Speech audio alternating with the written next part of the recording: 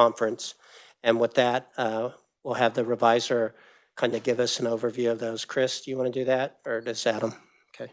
Yeah, I'll give the rundown of most of them and tap in Adam when I need him. So we'll start kind of with the license plate bills. And I'll note if these are actually in conference or if some motions still need to be made for them to be put into conference. But start with Senate Bill 18. It's the Hunter Nation license plate. It's a distinctive license plate. The House Senate had passed it unamended. The House amended it with changing the beneficiary in committee. That was stripped out on the floor. So it's in the same form as it was as it left the Senate, with payments being made to Hunter Nation Inc. Senate Bill 98 is for the Route 66 Association license plate. The beneficiary on this is the Route 66 Association of Kansas. The effective date on this one is Kansas Register. House Bill 2168 provides for a blackout license plate. And the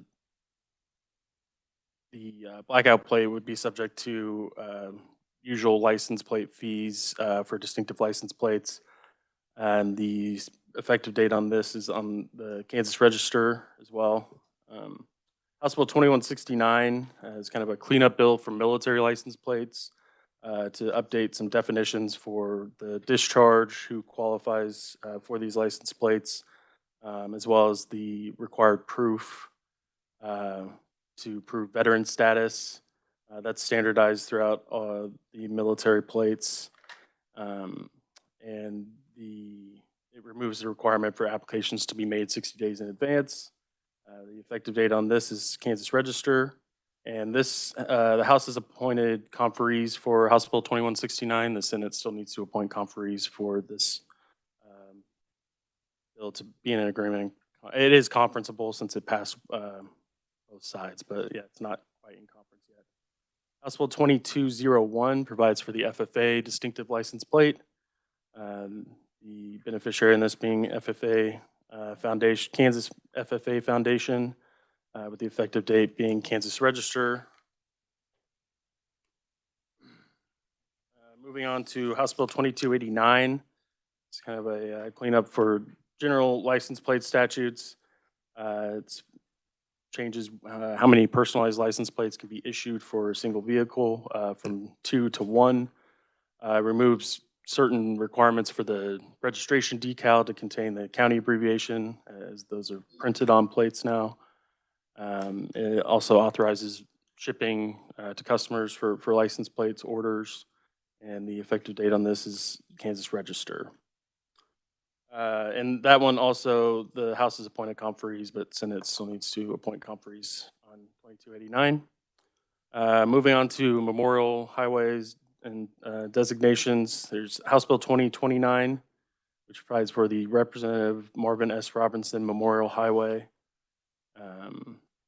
And that was changed in House Committee to just change what is actually on the sign.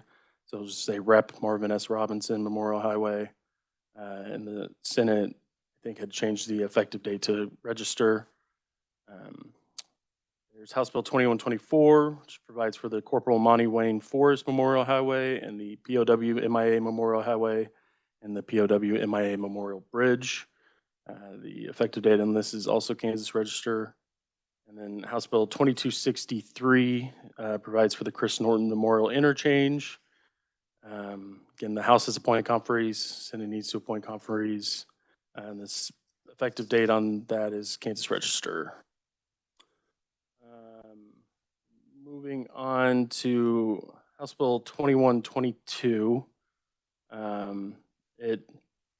This changes quarterly payment for commercial vehicle registration fees that are not subject to apportioned registration.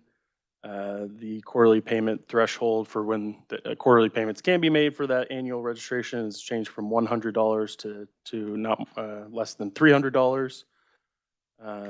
The House, or as it left the House, the quarterly installment payment would be delinquent after 10 days, which was previously kind of a 2-quarter grace period under current law. And the Senate Committee of the Whole amended that to be, those quarterly payments would be delinquent after 30 days. The House has appointed conferees on that bill, and the Senate still needs to appoint. There's House Bill 2030, exempts dealers and manufacturers of trailers from certain provisions of the Vehicle Dealers and Licensing and Manufacturers Licensing Act. The change in the Senate was to change the effective date to register.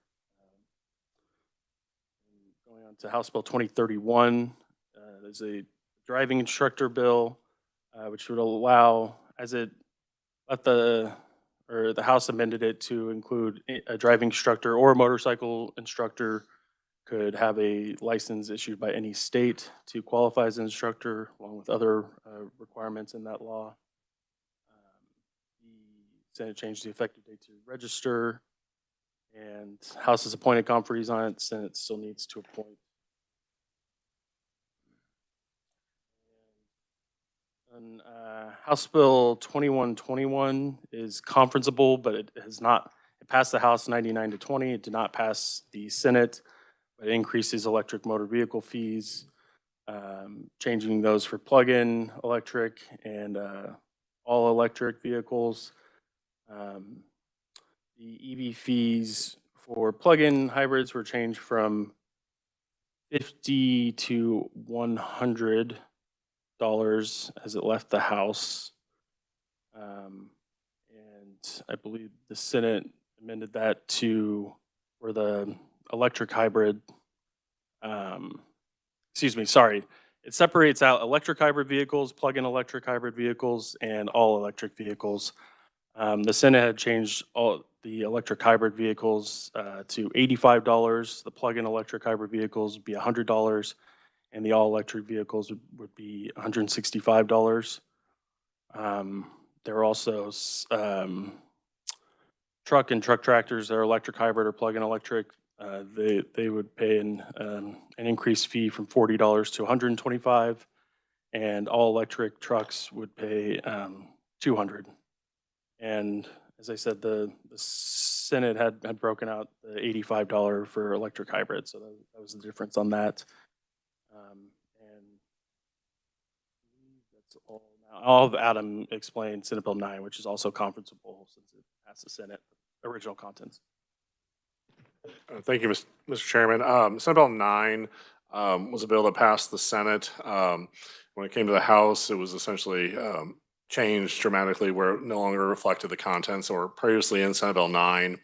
Under the original Senate Bill 9, it would extend from 30 to 90 days for when a land surveyor is required to file a reference report for each corner or accessory with the Secretary of State Historical Society and the county surveyor for the county or counties in which the survey corner exists for a survey of a United States public land survey. So essentially what it does, it just extends it by 60 days, the required date for when these reports are required to be filed.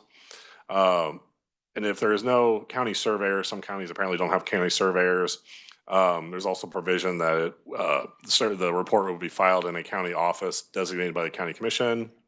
There's in the bill additional deadlines to file reports, kind of corollary reports.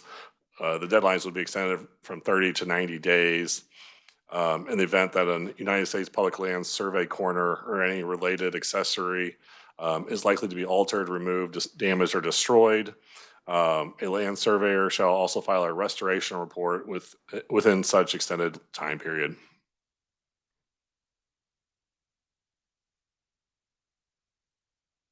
Anything else? No, that's pretty much the summary of what was in Senate Bill 9 as it passed the Senate. Does anybody have any questions for the revisers?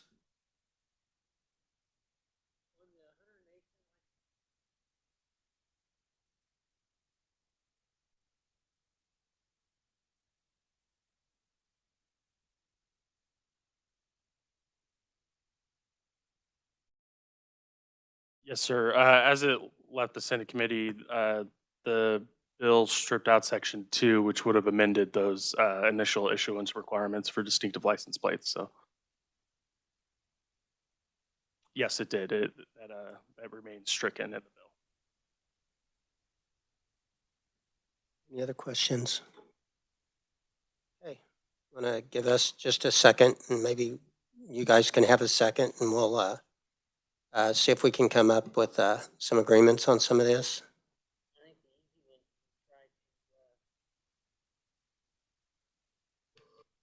Mr. Chair. I think the easiest thing to do would be try and put some of the license plates together and go from there. We would like to get Senate Bill 9, if we could, somewhere into a House shell, so we need to generate a House shell for that. And we'd like to get House Bill 2121 across the line also. So hopefully we can work something out on that. Hopefully we can work something out. The Senate did not run that one across the floor, but we did modify it in committee. In committee, we changed the non-plug-in hybrids to $50, left them alone, and let the other ones go up.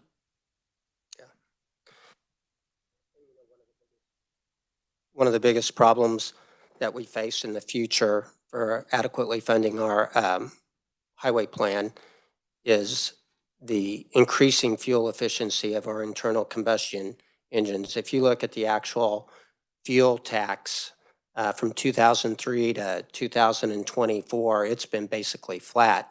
There are more miles driven, but the reason it's flat is because cars continue to get more fuel efficient. And trying to I don't think anybody in Kansas is ready for a road usage charge on internal combustion engines right now.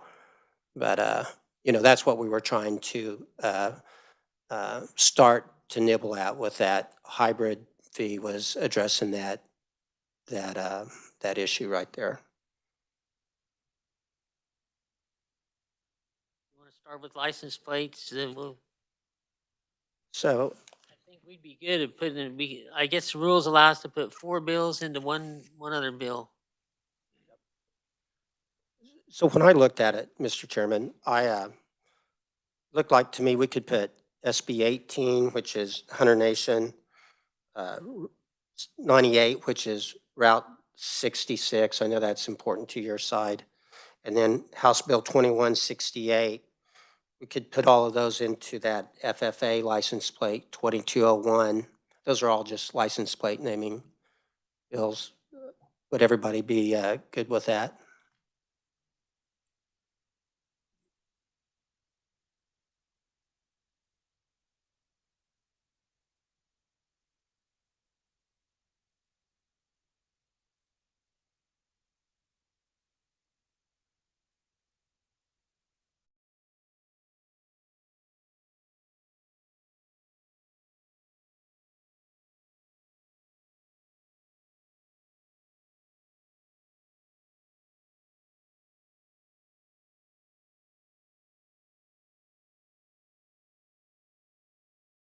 You probably monitored some of the discussion that occurred in the House on the Hunter Nation, and whether or not it's going for profit or not for profit. There are a number of people, primarily Democrats, that had a problem with it going to a, what's it, 501c4?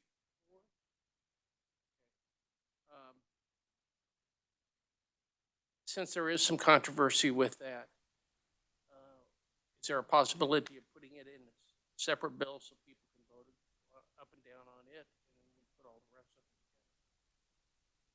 I don't know. Ask me if that's possible. I would just say anything's possible. I mean, I think it passes either way. House Transportation. Yeah, House Transportation, but then when it came to the floor, there was a floor amendment to put it back the other way, and it passed. So it's kind of in that. Yeah, that's the way it passed the House with that. I don't know. Would you guys, if we did something like that, would you guys do it without an agree to disagree on the Hunter Nation? Thank you, Mr. Chair. Is there any interest in going back to the position where it left the House Transportation Committee? Because I think that would solve a lot of the consternation on our side. Yeah, I don't think there is. It was a position of the floor, so I think our position is subservient to the House as a whole's position. Yeah. Well, Separate, would you, with leaving it with the foundation? It was a pretty fun floor fight. I would just as soon not have to do something like that. I mean, I understand where people would like their vote to be reflected based upon their true opinion on the issue. But the way that floor fight went, I mean, we're just killing time and using up floor time to do it that way, I believe. I made the request because I know, and I haven't talked with my colleagues, there are some that have a real heartburn about this. But clearly, the position of the House was with the 501c4. So I'm just thinking if you give them a chance to vote on this one bill, lets it speed up the process. Don't have any other changes or, just run it as is. If we have enough shells. Let me be sure I'm straight. We can run it as a Senate bill, not worry about a shell, but the House Committee of the Whole put it to the 501c4. Committee of the Whole, yeah, changed it back to the 501c4. The way you guys had it, yeah. The way you had it. That's the way you want to run it? Yeah, I hate losing that Senate bill. Shell's the only thing that I hate losing. I don't have anything on this. It's, Well, we we'll lose get a Senate. Bill 98 shell if we put the three together. Yeah. Then we could take the House, put them all in the statute book, take the House position on each. Anyway, can you guys do, if we run that 100 Nation license plate, can you do it without an agree to disagree? Since everybody will get to have their vote. Yeah, that's fine. Folks can vote the way they want to, but I don't think we need an agree to disagree. Okay.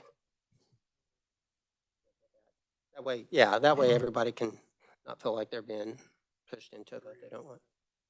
So Senate, you're just gonna, It's one of my two shells to make my friends across the aisle happy. you're just gonna concur on Senate Bill 18? I know you gotta run it. Chris, is that what would have to happen? Yeah, thank you, Mr. Chairman. So yeah, the Senate would concur on Senate Bill 18, and that would move that bill along. You want to do it that way? Yeah, we probably need to try that. All right, so we're going to try to do SB 18 with a concur on your end, and then we'll put 98 and 2168 into 2201. Yeah, that's the FFA one. One Senate shell. Well, anything to keep you happy, Representative? Oh, we could put those other two in there then and pick up two more shells. We could put 2169 and since, otherwise we were going to run into the four bill limit. Yeah, we could put 2289 and 2169 also in 2201 if that's the case. Does that make sense? We had a problem where we were going to have too many. We did it before.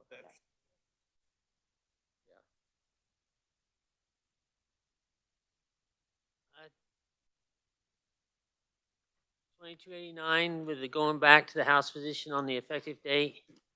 Yeah, let's try to do as many on the statute book as we can unless there's a reason not to. And then you're doing the military, the cleanup on the military stuff. Yep, statute date. Yep. And 2168 statute date. SB 98 statute. I think it's going to take them that long to get the work done anyway on those designs. What bill are we putting in there? Put them all in 2201 statute date, the FFA plate. We can put them in whichever one you think would be best, other than that Senate bill. That sounds like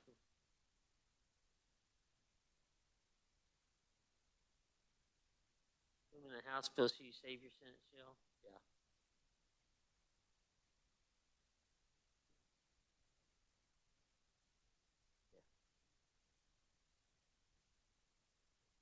I think it'd be great.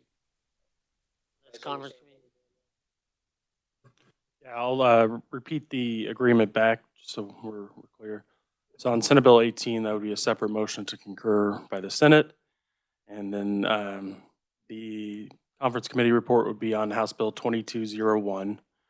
And the contents of Senate Bill 98, 2169, 2289, and 2168 would be inserted into 2201 with the effective date being the statute book for that report. Yeah. Everybody good with that?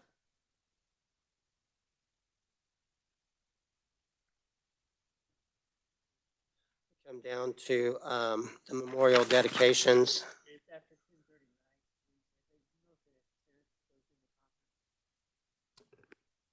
10:30, right? Yes, Mr. Chairman, 2263 has been, the motion's been made, conferees have been appointed on each. I don't know if we're moving to the memorial designations now. Yeah, I think most of those motions were made in the Senate, so I think. Excellent. So on that one, just putting House Bill 2029, that's the Marvin Robinson. Then 2124 is the Monty Wayne Forest and the POWs. Put those in the Chris Norton Memorial Interchange. That was the KDOT employee that everybody across the state came in, and move them all to the statute date. Yeah, all of the House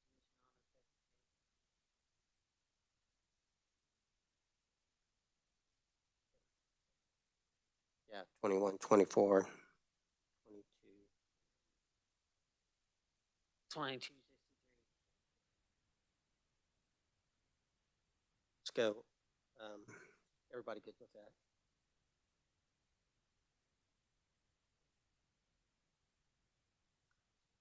So let's skip over some of that's 21, 21, and 21, 22, and HB 31.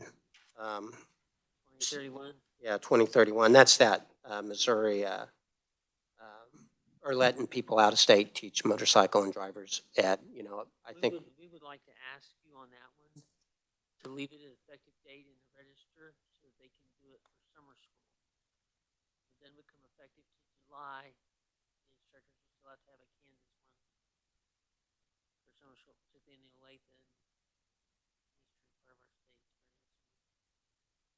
That's good. And we'll just concur on that then. Isn't that right? House concur.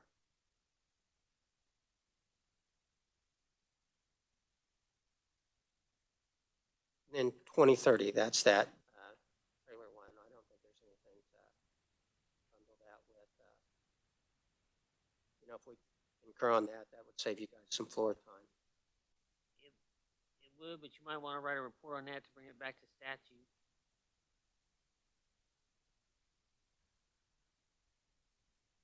You guys have any thoughts on that? No thoughts either way. Yeah, if you move to concur, then the effective date would be register. If you want to amend it through a report, you can just run that as changing the effective date. You know, I think we do whatever the Senate wants to do on that. If you think we should move it back to statute, I think we're fine with that. Or if you just want us to concur, I think we're we're fine with it. the statute. Okay. So change it back to the statute, and we'll run. Well, we won't be able to do a concur. We'll have to run the report. Excuse me. Passed 117 to 4, so it's probably not. So we're going to need some vehicles for some of this stuff. But House Bill 2122, you know, I had some conversations with the agency on the change that you guys had made from the 2 quarters to the 30 days. They'd really like that to be 10 days because it brings the apportioned vehicles and the non-apportioned vehicles in compliance with each other. That was the primary reason they were wanting to do it. But if we can work something out on 2121, I'd kind of like to put those two together since they both deal with registration fees. They get the notice correct a quarter before.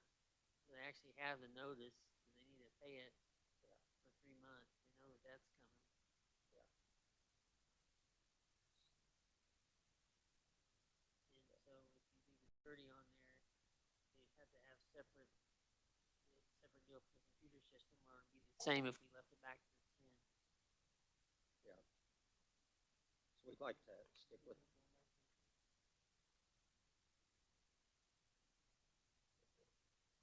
My thing, Mr. Chair, my best recollection is that was kind of one of the key purposes of the whole bill was to get the apportioned and non-apportioned in alignment. So I would be supportive of going back to 10 because I think that's kind of truer to the testimony we heard and the reason that the bill was brought forward, or one of the reasons. I think we can agree to that. Yeah, but I'd like to free up another House bill for you guys and put 2121 in there, and I'd sure love to get that House position through. You know, we're going to try to work something out with you on Senate Bill 9 on that other deal. I know that the chairman in the Senate is a hard negotiator, and he likes to take care of. The only position we have is what came out of our committee. And what we did on that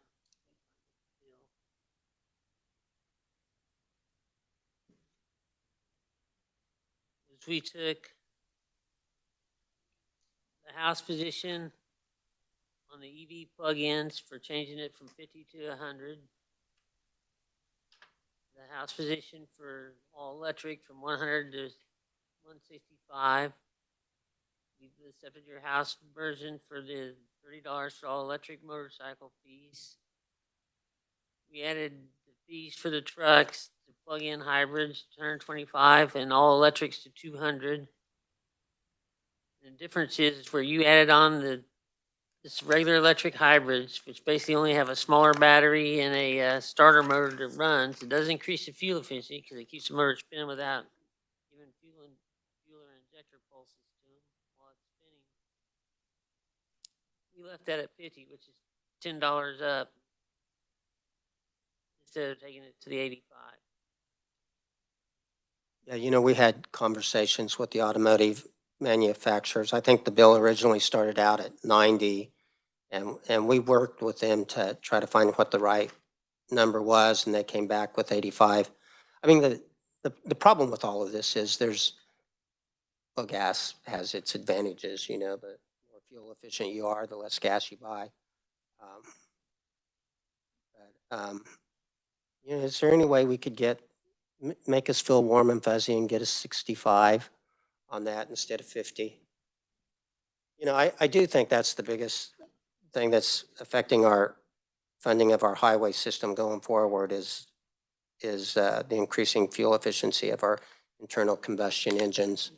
You know what the fiscal note difference is on Oh, between the between the electrics and the plug-ins? one of the problems we've got, well, we didn't get a fiscal note, I don't believe, did we ever get an updated fiscal note for the plugins? You know, we had a problem in revenue with them correctly. The county treasurers used to just make a verbal inquiry. Now they've updated their system so that they can look at the VIN number to make sure that all the hybrids are getting correctly set up on the registration fees. Right now, all their system is all hybrid. Right. And a lot of the hybrids that we have already aren't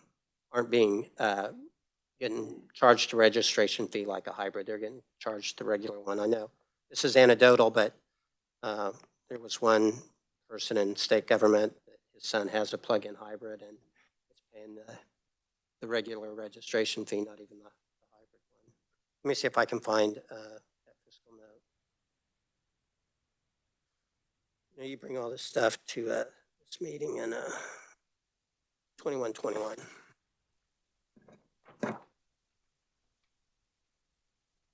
You know, there was our letter from the Automotive Alliance on where we came up with the 85.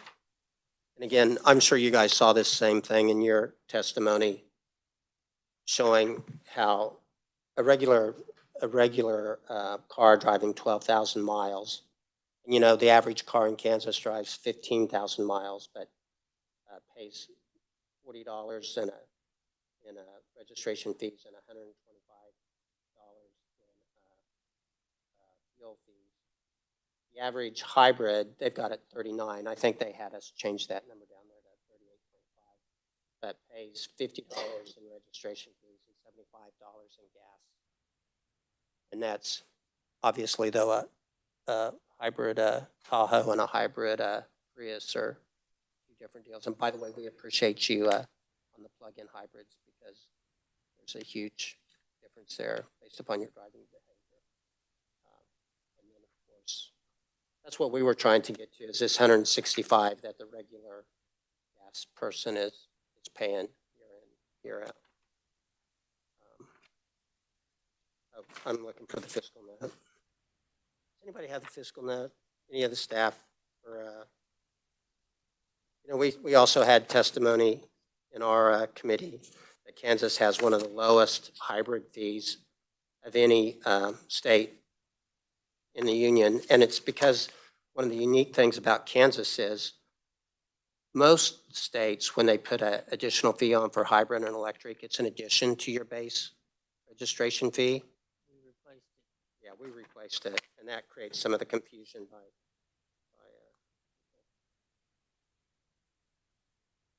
I think that was the reason why our committee hung in there with the fees on all the other ones. yeah, it looks like you're raising it $85, and you're really not. You're raising it 45 or $35.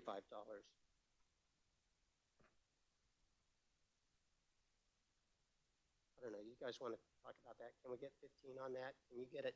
Can you get it across the We're line? 10 over the regular right now at 50, so you want to go to 55, or you're saying you want to add 15 on top of that? I wanted to go at 25. Yeah. Does anybody?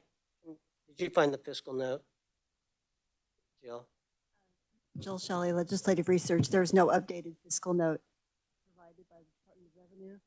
But if my math is correct, raising the fee, if there are 45,000 approximately hybrid electric vehicles, and you increased it by $15, it would increase revenues by about $677,000. And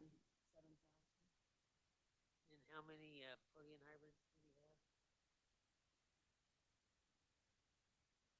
According to the fiscal note, there were 3,148 in 2020.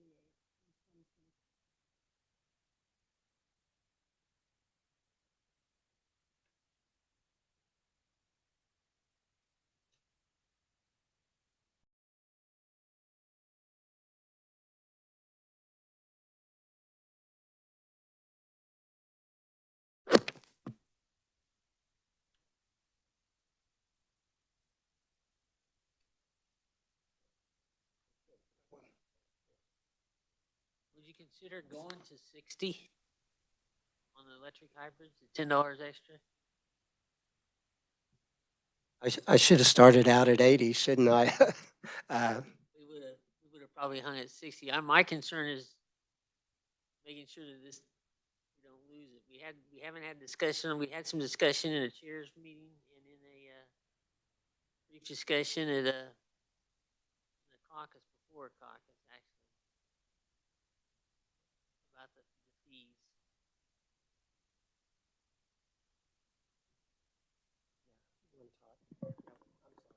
That's all right. I know that the writer and the one that researched this bill intensely still felt 85 was very, very fair. So 60 to me is not meeting us halfway. I would say 65 would be more of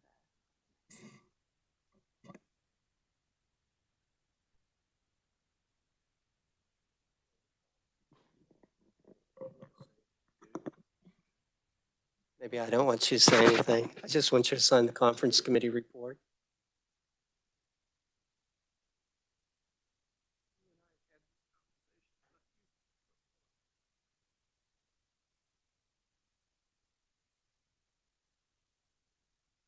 might do on Senate Bill 9, if we can work something out and come back to this. What's a good shell that we'd have to put Senate Bill 9? Do you mind letting us all kind of think about this a little bit, Senator? Yeah. Yeah. You got one that you think would be good?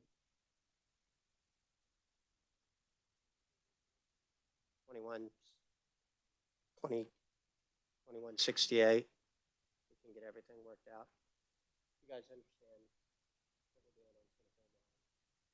So yeah, it's my understanding we had a hearing in the House in Fed and State. I did talk to the chair on that, and he said it went good.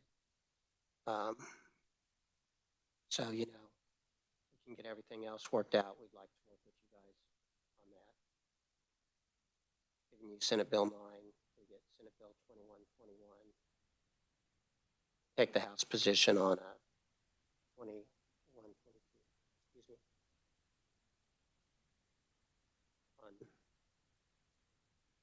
I did not talk to the ranking D on Fed and State. Did you see what it actually does? Yeah. Yeah, I didn't.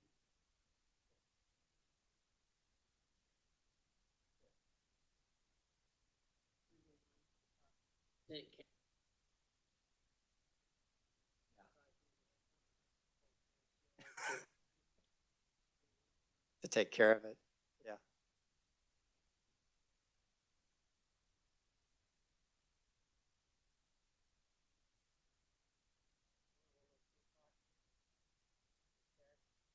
Okay. Yeah, if that's all right. We've got a room. I've got a room already for 3 o'clock. You guys want to try to get everything else? Sure.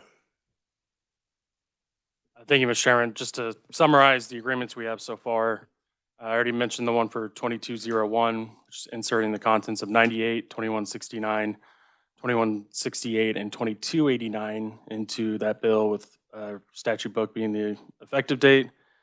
The next agreement is for House Bill 2263, inserting the contents of 2029 and 2124 into that bill, with the effective date being statute book. For House Bill 2031, the agreement was for a motion to concur by the House, with keeping the effective date register. For House Bill 2030, we're doing a CCR on that bill, a conference committee report on that bill, with moving the effective date to statute book. And that is all we have for sure right now. That would be right. Or that's the way I see it. Or did we do Senate Bill 9? Did you have? Senate Bill 9, yeah, sorry, inserting the original contents of Senate Bill 9 into House Bill 2168. I was still thinking about my hybrid registration fee, not listening.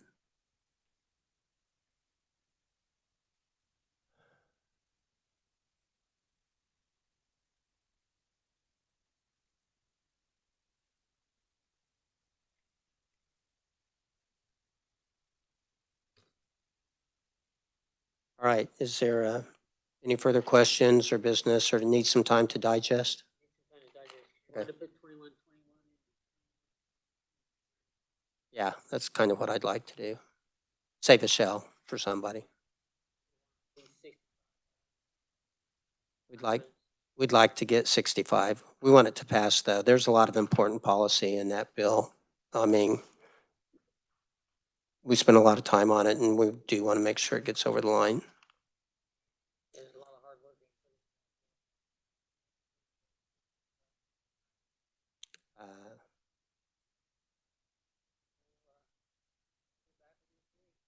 Okay, sounds great. So with that,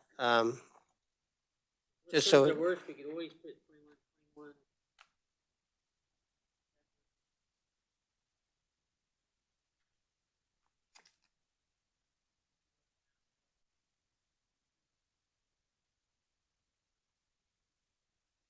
Yeah, if we had to. All right, so I need to make an announcement that we'll have a conference committee meeting then at 3 o'clock in room 546S. Until then, yeah, will that work for everybody? We're adjourned then. All right, thank you very much.